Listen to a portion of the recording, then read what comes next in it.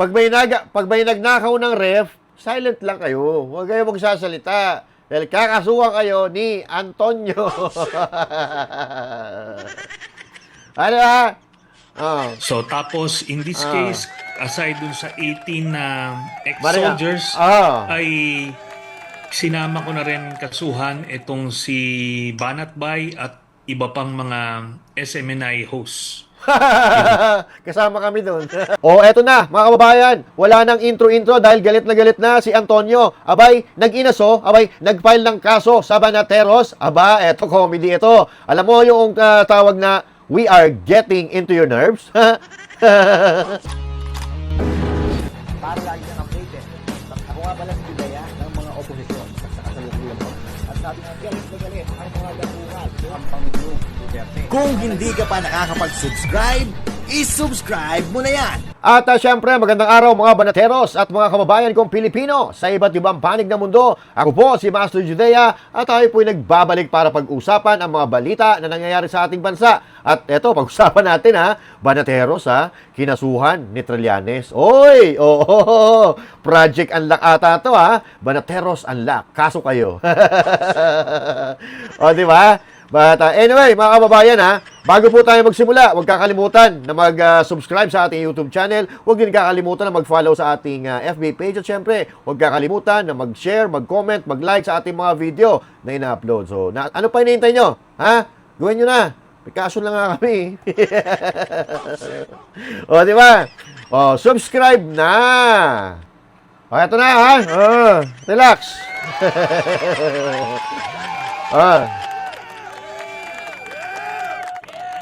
Kumustahin natin si Trillanes? Medyo lumalaki ata yung eye bags Mukhang kulang na sa tulog. Oy! Balita ako, kinasuha mo daw kami, Antonio. Oh. Ano ba to? The Banateros is getting into your nerves ba?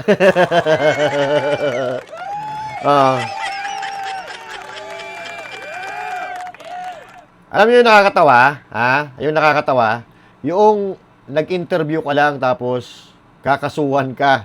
Nasaan yung estisya?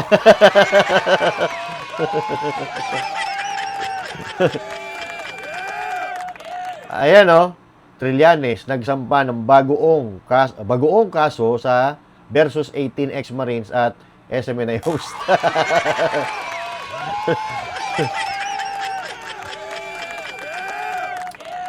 Parang ganito yan yung may kapitbahay ka na wala ng ref. Oo.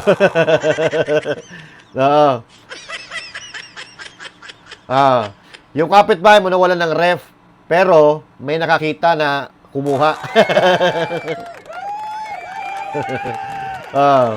Tapos, tinanong mo ngayon yung nakakita kung sino ang kumuha. Hoy, pre, sino yung nakita mong kumuha ng rep ni Mang Temyong?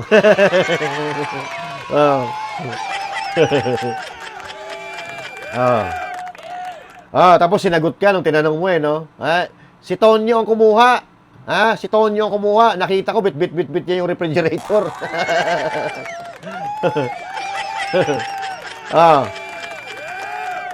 Nagtanong ka lang Oy, pre, sino kumuha ng rep ni Mang Temyong?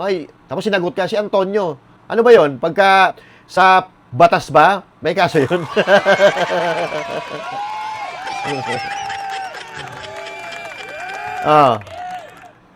Kung sa legal na pamamaraan ba, may kasalanan ba yung nagtatanong? Diba? Walang hiya ka, Tonyo, Parang yung yung naglalaro kayo ng patintero, okay? Naglalaro kayo ng patintero dahil lagi kang taya, nagsumbong ka sa mga nanay noong mga kalaro mo. Diba?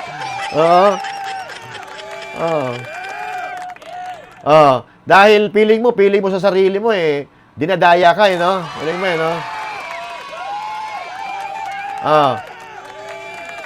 Yung hindi ka makaganti sa mga kalaro mo, lagi kang taya Siyempre, galit na galit ka, samaan ng loob mo doon. Magsusumbong ka sa mga nanay doon. At magsusumbong ka sa tatay mo. Di ba? Parang gano'n lang nangyari di ba? nagtanong ka lang, di ba? Nagtanong ka lang. Eh, dahil nga medyo may pagka-eng-eng, puta, kinasuhan ka. Walang hiya yan. Oo. Oo. Kaya, kayong mga Pilipino, ha? Huwag kayong magtatanong.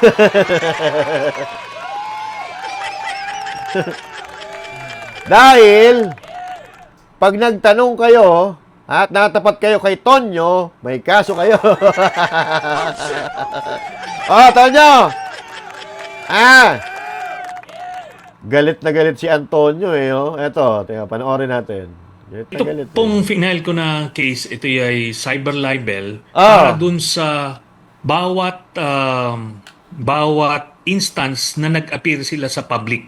Ganon. So, kada okasyon na sila ay nag-a-appear sa publiko at nagsasabi ng kasinungalingan, ito ang ang bawat isa noon ay isang kaso. Naku po, nagbabanta pa si Tonyo. Oh, kung sino man ang mag-i-interview sa 18 Marines, aba, oo, kada interview nyo, may kaso kayo.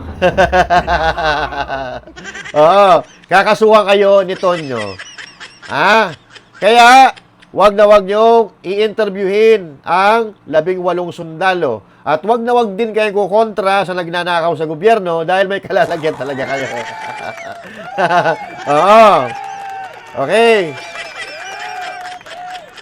Pag may nagnakaw ng ref, silent lang kayo. Huwag kayo magsasalita. Dahil kakasuhan kayo ni Antonio. Ano ha? Oh. So tapos in this case, aside dun sa 18 na ex-soldiers, Maria. ay sinama ko na rin kasuhan itong si Banatbay at iba pang mga SMNI hosts. Kasama kami doon. Kasama kami doon eh.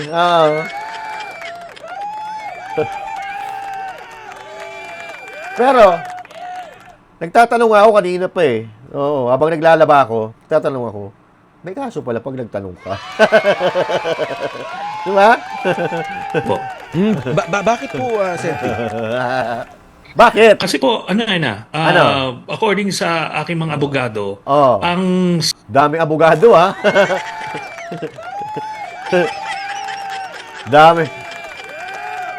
Dami pambayad ah.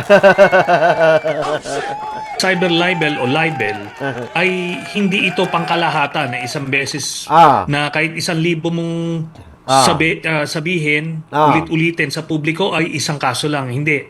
Ito ay bawat instance na nagsalita ka ng kasinungalingan na libelous, ito ay isang kaso. So habang hindi sila tumitigil na magpagamit dun sa mga political handlers sila, eh hindi ko rin sila titigilan. Ganun. Ay, nagbabanta si Tonyo. Oh. Sino kaya yung political handler? Hindi ko alam eh. Wait lang. Sino kaya yung political handler namin? Parang wala naman akong kilala. Hoy! Walang iya kayo ha. Sa mga kasama ko dyan sa Banateros, pakilala nyo naman sa akin kung sino yung political handler natin. Oo. Baka mamaya, hindi ko alam, may political handler pala tayo. Ako yan. Oh. Pero Sentry, kanina kasi sa ambush, may nabanggit kayo na mga 5 na individual na lumapit ba sa inyo o na magsasalita, willing magsalita dahil sabi nyo nga, inalok din daw sila ng pera pero tumanggi sila. Tama po ba? Oh. Ito po ay may ongoing investigation. Hindi na lang muna natin sasabihin yung buong detalye. Pero ang masasabi natin ay may 5 na dating kasamahan nitong 18, so hiwalay sila ng grupo, na sila ay naalokan din sila Naalokan? ng pera Tangina para yan. Sana sumama sa press con, pero hindi sila sumama. Kasi nga, kung ano-ano yung mga pinapasabi sa kanila. Kaya hindi sila pumayag. So, yan po ngayon ang isang source ng information na nalalaman natin ngayon kung bakit nagkaganyan itong 18 ex-soldiers na ito. So, yun po yun. So, ibig mo sabihin na, Sentry, hindi pa titigil ngayon. Posibleng sa mga darating na panahon, maghahain pa kayo ng kaso. At pwede rin may mga iba pang makasama bukod dun sa 18. Ah, Opo. Kasi gano'n ang mangyayari dito. Habang tuloy-tuloy sila nag-a-appear, nagsasalita ng kasinungalingan, sila ay kakasuhan doon. Kung sino man yung makakasama nila doon, kung sino man nag-facilitate nung Naku, appearance na yun, nakakatakot kasama naman. rin sa makakasuhan. Kasi ganun yun eh. That's how it is. At ito nga, dapat i-welcome nila ito. oo. Kung talagang totoo yung sinasabi nila, ito yung pagkakataon, sabihin nyo ngayon. Kung ano ngayon yung ebidensya nyo dyan sa mga paratang ninyo. We will see. Kasi Nasaktan. basta't ganun ho, no? That's the only way. Otherwise, hindi magtatanda itong mga to. Hindi ganun kadali lang. Baka ikaw ang hindi nagtatanda. Oo. Tangina mo. Wala na nga naniniwala sa iyo. May gana ka pa ng loob ng mga pakaso-kaso na ganyan. Tandaan mo. Tandaan mo, ikaw Antonio Trillanes, napakarami mong kaso ng cyber libel. Oo. Ikaw, ikaw ang numero 1 sinungaling sa balat ng lupa. Oo. 'Di ba?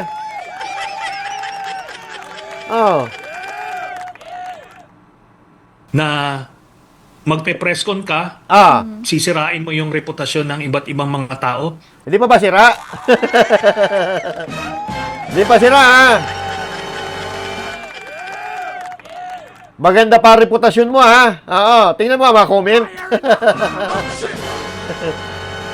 Tapos, uuwi ka na lang at pakikinabangan mo kung ano man yung nakuha mo out of this. Hindi pwede. It doesn't work that way. Dapat alam nila, itong pinasukan nila na hindi ito, kung nabola sila o nabudol sila ng mga handlers nila, well, singilin nyo sila ngayon. At sabihin nyo, hindi kasama yung perwisyo na idudulot nito doon sa pinag-usapan nila. Regardless, kung ano man yun, wala po akong pakialam doon. Tuloy-tuloy lang po namin itong kaso na ito. Go ahead, my son. Diba? So, nananakot po siya. Tinatakot niya kung sino man mag-i-interview dito sa 18 sundalo, yayariin ko kayo. Kakasuhan ko kayo. Anak ng puta. Iayos mo naman yung kaso mo. Oo. Ganito ba sa Pilipinas? Pag magtanong ka, may kaso? Oh, shit. So, hindi ko naman sinasabi na kasuhan niya si Jessica Soho, Kasi, kung ano yung ginawa ni Jessica Soho, pareho lang naman doon sa ginawa namin. Di ba? Kung ano ang tanong ni Jessica Soho, yun din naman ang tanong namin. Halos lahat pareho yung sagot. Pareho yung tanong, pareho yung sagot. Di ba? Ano, target na Banateros? Target, Ano to? Banateros. Target unlock by Trillanes. Di ba? Oo. Dami mo pera.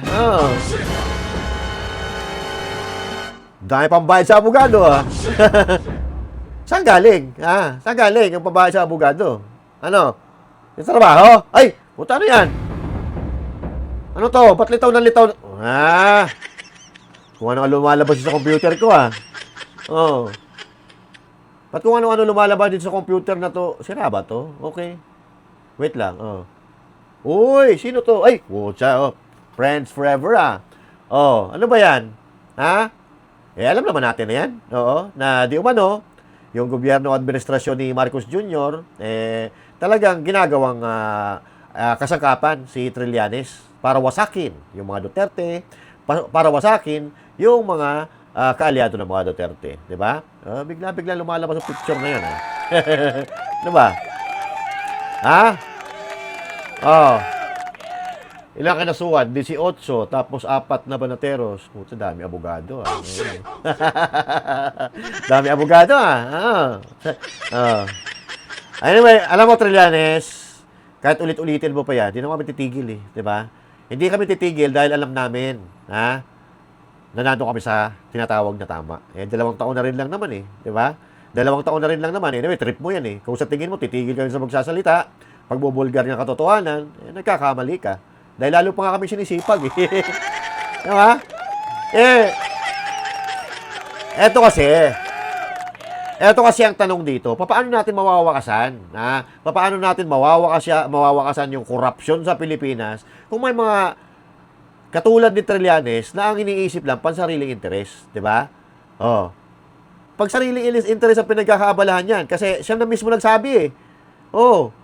Na kapag nanalo daw si BP Sara Duterte, babalikan siya. Eh siya may sabi nun, 'di ba? Oh, 'di ba dapat ikaw kung ikaw mahal mo Pilipinas, dapat galit ka sa magnanakaw. Galit ka doon sa nagnanakaw sa kaban ng bayan.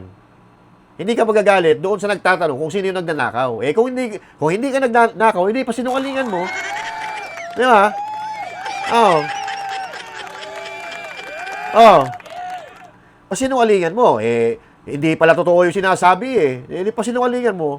O sa bagay, tama naman yung ginawa mo, nagkaso ka. Pero ang problema dito, parang tanga. Oo. Yung nagtanong, may kaso din. Oo. Diba? Oo. O, since gusto naman ng Trillanes na pag-usapan siya, edi pag-usapan po natin. Oo. Dito po kasi nagsimula. At ganito rin po yung nangyari sa interview ni Jessica Soho. Kami, may kaso, bakit ganun? Oo. Oo. Siguro, pag sinabi niya, pag kinasuhan ko itong mga to, titigil ito. Oo. Kami titigil. Gago ka ba? Oo. Oh, eto po kasi yung sinasabi ng mga sundalo. Kaya galit na galit yung sundalong kanin. Di ba? Sabi nga pala nila Tonyo, sabi nila, hindi daw sila takot sa'yo. Oh. Wala ka daw tira eh. Oh. Ang tawag nga sa buhay habla eh. Oh. Tapos, boy habla. Tapos napakasinungaling mo pa. O, eto, panoorin natin ang video. Meron pa po ba dito na naalala na pinag-deliveran ninyo na kayo mismo personal? Nakita ninyo o alam ninyo na ito ay sa particular na tao na ito? Meron po ba kayo naaalala? Sige. Sir, Sir.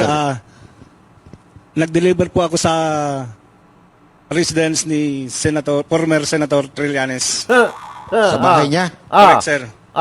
Okay. Maleta o envelope? 2 envelope. Hindi mo binibilang yung laman nun? Sir, ang concern talaga kung sino nagbibilang dyan, sir, ay yung mga AE. Kasi kami, sir, driver AA. bodyguard lang. So, ang concern lang namin, magmaneho, ang pagbibilang ng pera, yung mga AE. Yan. So, nung diniliver mo sa kay Trillanes, siya ba tumanggap? Tao niya ba? Sir, yung pagdating na namin doon sa bahay nila, si Mark Tiksay na po yung pumunta doon sa loob ng bahay. Yan. Paano mo nalaman ng bahay ni Trillanes yun? Oo nga naman. Sir, 2 beses po ako nagpunta doon. At saka yung bodyguard niya ay nadoon kabats ko din. Patay. Okay. At saka, isa pa sir, dagdag ko pa. Nung panahon na nagdadrive pa ako kay Joey De Guzman, 2 beses ko din na sinundo doon sa may DBA, Dasma Village, Makati, si former Senator Sonny Trillanes. Kasi ayaw niya magpakilala, sir. So hindi ko alam kung bakit ayaw niya magpakilala. So sinundo ko doon sa may gate ng Pasay Road. Sa Pasay Road, dyan sa may Forbes Park, anak na to, kaya galit na galit si Trillanes eh. Bakit ka galit na galit, Trillia? Tonyo, ba't galit na galit? Guilty ka ba?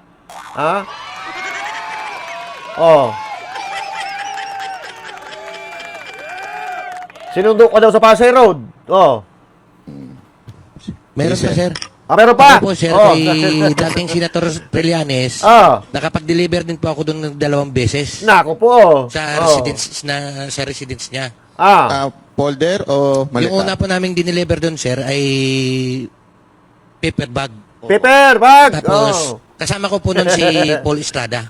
Yung iipo ni Kong Saldi. Nako. Yung pangalawa po, 6 na malita yun. Kasama ko na po si Mark Tiksay. Yung AA din po yan ni boss. Kaya kung ano man po yung inaano niya sa TV, todo deny po, imposible naman siguro. Anong nararamdaman nyo nung siyang unang-unang pumiyok at nagalit? Kaya nga po, sir, dinimanda ang naiinis kami, lahat? sir, eh. Ha? Kaya nga po, sir, naiinis kami. Nagagalit ka rin po kasi totoo yung sinasabi mo, eh. Tapos, ano niya, pinapasinungalingan niya. Si Sir. May kanina si Sir may gustong sabihin. Sige. Sir, experience ko rin po kay former Senator Trillanes. Nako po, mayroon pa Itong tatlo. 2025 po, nagdala kami ni Mark Tiksay doon sa bahay niya dyan sa may Antipolo. Isang expandable paper bag po. So, regular din po pala itong pagdi-deliver kay Trillanes kasi si Sir 2 beses, si Sir 2 beses. So, talagang matindi talaga kasi nungalingan. Sa tingin mo magkano yung isang ganun? Paper bag? Depende po, boss eh. Pagka medium, Ang laman nun sir yung paper bag, ano yan? 5 to 10 M. 5 to 10 5 to 10 talaga? Paldo! malaki, hindi yung maliit. Oo. Makapal pa paper bag dyan. Malaking paper bag. Ang sarap ng buhay ni Trillanes. Minsan nga, sir, napupunit pa eh. Napupunit? Minsan nga po napupunit pa. Ay, grabe. Ano napupunit? Grabe, napupunit pa. Grabe naman yun. Diyan po galit na galit si Trillanes. Kinasuhan din kami. Kilala naman natin si Trillanes na ubod ng sinungaling yan eh. Pambansang sinungaling. Isa rin yan sa mga pambansang sinungaling sa Pilipinas. Di ba? Hindi mo pa rin matanggap pag sinasabihan ka sinungaling? Hanggang ngayon ba naman eh? Hindi mo pa nga sinasagot kung bakit 16 na beses ka pabalik-balik sa China tapos pagkatapos doon nawala yung may nawalang dyan sa West Philippine Sea. Ba? Di ba galit na galit ka kay kasi binuking ka ni yung namatay na si Enrile. Binuking ka 16 na beses ka papunta pabalik-balik ng China tapos biglang may nawalang karagatan sa Pilipinas. Well, tapos na 'yon, ha? Ay hindi pa pala tapos 'yun. Hindi pa natutuldok yun kasi hindi mo sinagot eh. Pero balik tayo dito sa pinag-uusapan natin na maleta. Activated na yung maleta. Mag-overtime ka kasi baka sakali may mapaniwala ka, 'di ba? Kasi kapag di mo napagtagumpayan 'yan na ginagawa mo, kapag nag-fail ka diyan sa mission mo, sa pagpapabagsak sa mga Duterte, sa pagpapabagsak ng mga supporter ng mga Duterte, ikaw na mismo nagsabi dati, di ba? Na kahit wala sa ugali ng mga Duterte yung paghihigante, ikaw na mismo may sabi na babalikan ka nila pag Duterte na ulit ang nakaupo sa Malacanang. Mukhang pumasok na po sa sistema ni Tonyo, no? Yung pagbasted talaga niya sa kanya ni PRRD. Hanggang ngayon, di pa rin siya natutunawan, no? Parang paslit, inagawa ng bubble gum, di ba? Pero hindi natin talaga may kakaila. Hindi natin may kakaila na alam din ng mga tao to. Alam din ng mga tao at alam din niya sa sarili niya yan. Hindi natin may kakaila na sinungaling talaga si Trillanes. Ito nga mismo kasama niya dati, yung mga kasama niya dati, di ba? Nagsasabi, sinungaling siya. Ito, pakinggan na po natin. Huwag niyang sabihin na, bumaliktad ako. Napakasinungaling niya talaga. Sinungaling po talaga yan si Trillanes eh. Bakit po? Paano po hindi sinungaling? Kasama ko po sa Magdalo.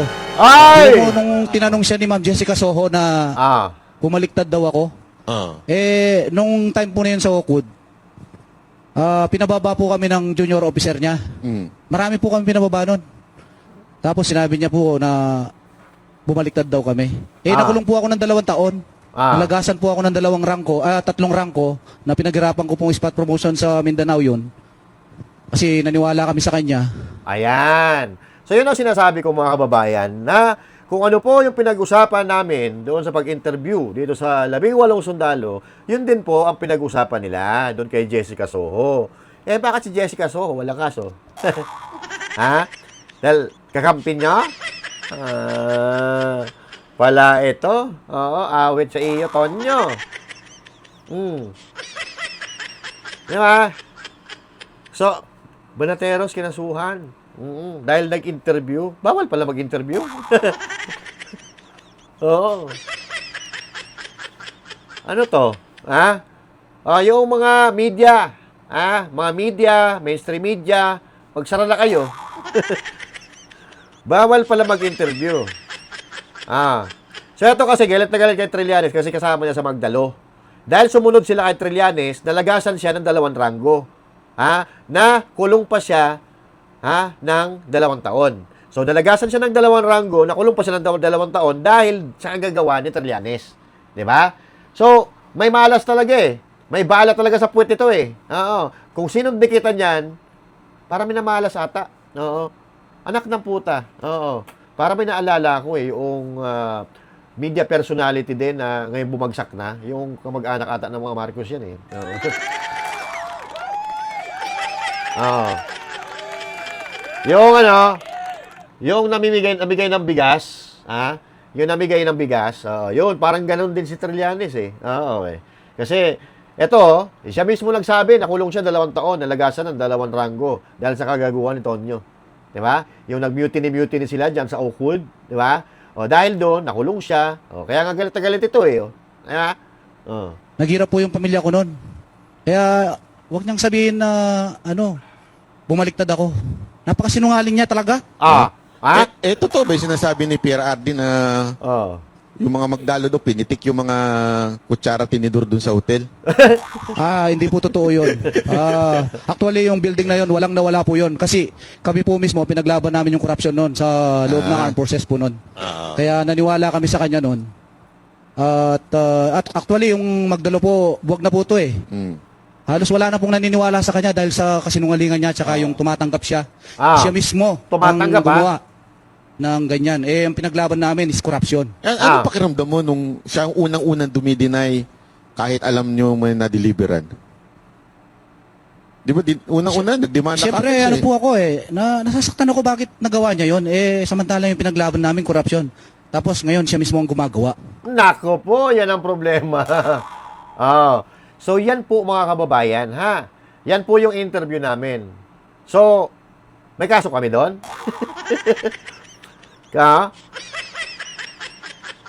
Kami po ba may sabi? Kami po ba yung nagsiwalat? Nagtanong lang kami. Pero anyway, nandun na tayo. May kaso na kami. Wala tayong magagawa doon. Di ba? Siguro napapanaginipan ni Trillanes yung Banateros.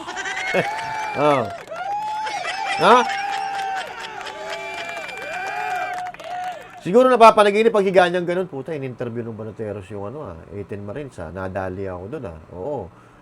Siniwalat yung mga mali-maliit at saka paper bag Puta, kasuha ko nga sila lahat. Oo. Ano yan? Kami ba nagsiwalat? Kami nagsiwalat, Trillanes? Hindi ko po nilalaglag yung mga sundalo Hindi ko po nilalagyan yung mga sundalo. Pero ang problema kasi dito, hindi naman kami nagtanong lang kami. Hindi na kami nagsiwalat. At una na po yan, na isiniwalat dati. 'Di ba? Hindi natin nilalaglag yung mga sundalo. Well, in fact, sumusuporta pa rin. Tayo hanggang ngayon, susuportahan natin yung mga sundalo na yan hanggat mapanagot natin kung sino-sino ang nakinabang sa maleta. 'Di ba? Yung maleta na mukhang nabuksan na. Pambayad sa abogado.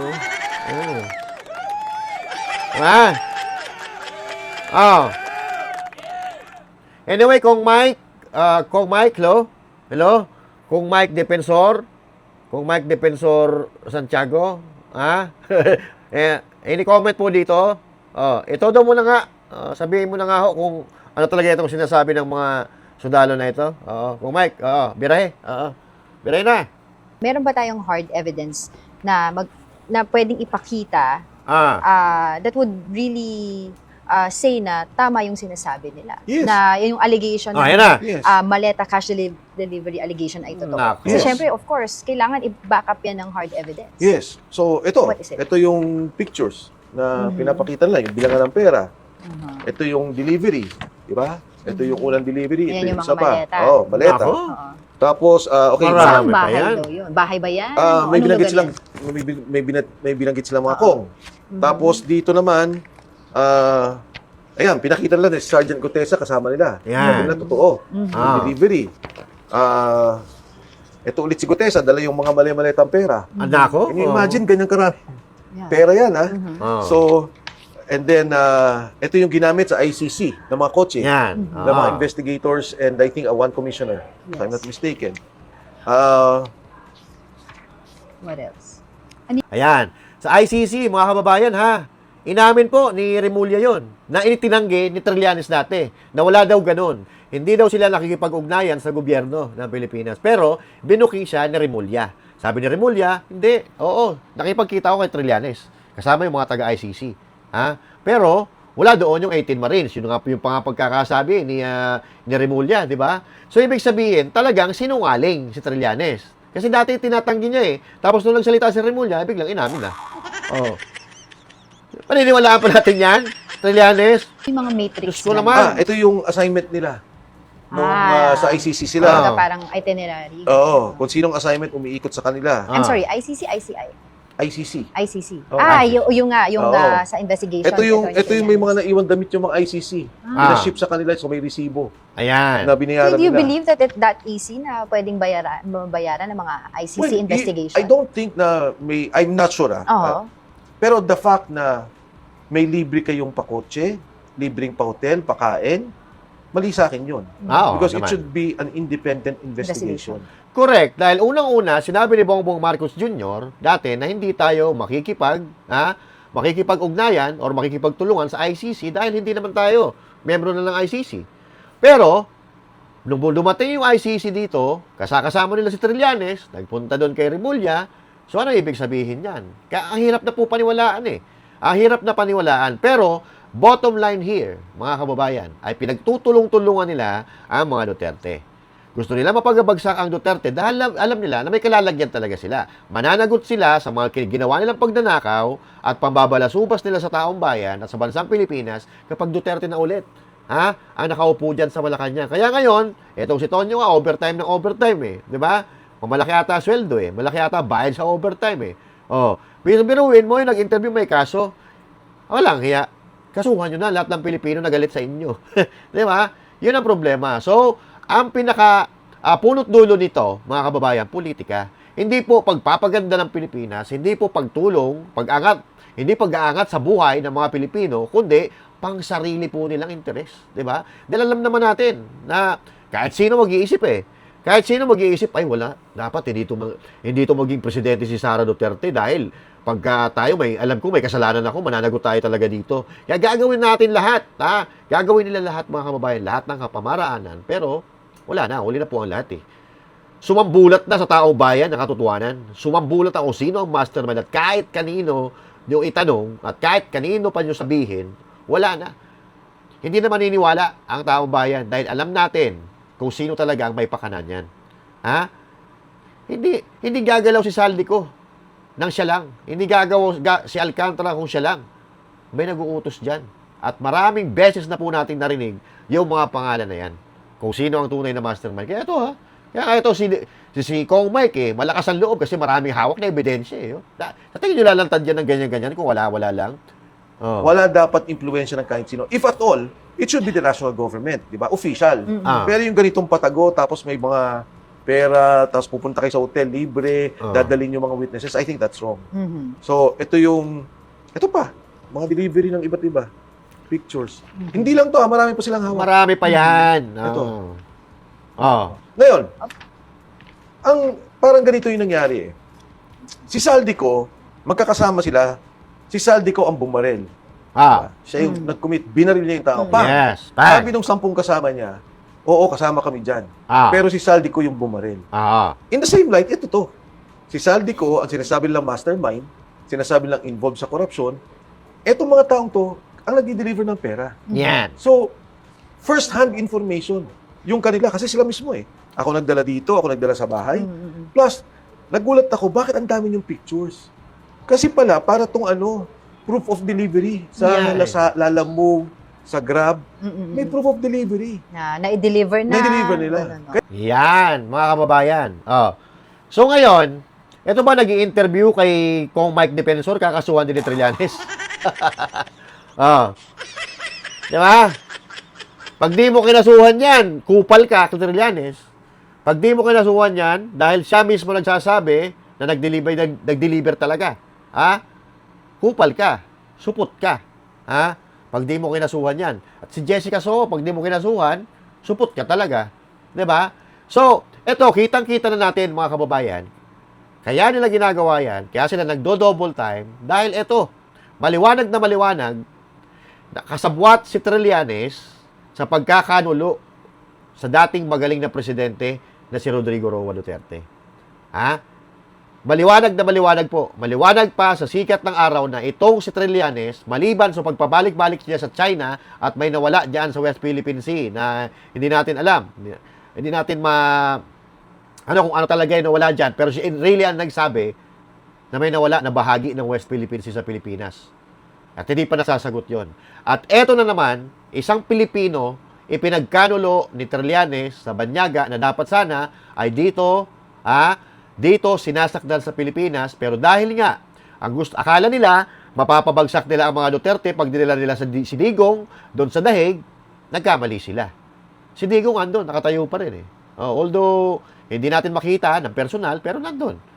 Nakakulong si Digong, buhay, at si Sara Duterte, nananatiling vice presidente, at yung mga anak ni Duterte, nananatiling mayor, kongresista, at lalong minamahal sila ng taong bayan. So, na-wrong move sila dito. Kaya nga ngayon, hindi na nila alam kung anong gagawin nila, kung ano-ano pinagagawa. Nag-interview, biruin mo, nag-interview kami tapos kinasuhan. Di ba? So, aligagana po sila ngayon. Nakikita natin yan sa mga galawan nila. Aligagana po sila dahil hindi po talaga nila kayang pabagsakin ang mga Duterte. Dahil puro kasinungalingan nga Di ba? Paano ka mananalo kung ang sandata mo ay walang bala? Paano ka puputok kung yung baril mo ay walang bala? Tingnan nyo nga, yung investigasyon sa impeachment ni VP Sara Duterte nung tinanong. May ebidensya na ba kayo? Ito bang ebidensya na to ay notaryado na ba? Diba? Wala. So, pare-parehas po ang ginagawa nila. Kahit walang ebidensya, bibira na bibira para mapadapa nila yung mga Duterte. Ganun po. Ganun po, nakikita na natin kung ano po talaga ang gusto nilang mangyari. At nagkakampihan po sila dahil lahat sila makikinabang, lahat sila ayahay, lahat sila absuelto pag si VP Sara Duterte ay na-impeach nila. Which is malabong mangyari yan. Dahil malabong tumayo ang kasinungalingan at ilalaban mo sa katotohanan. So, yun po mga kababayan. Hoy, Trillanes, walang hiya, umayos ka. Oo. Anyway, mga kababayan, magkita-kita po tayo muli. Kung meron kayong komento dito sa napag-usapan natin ito, i-comment ninyo at magkita-kita tayo sa susunod nating video. Pastor Judea, say thank you. God bless you all. To God be the glory. Magandang araw po sa inyo lahat.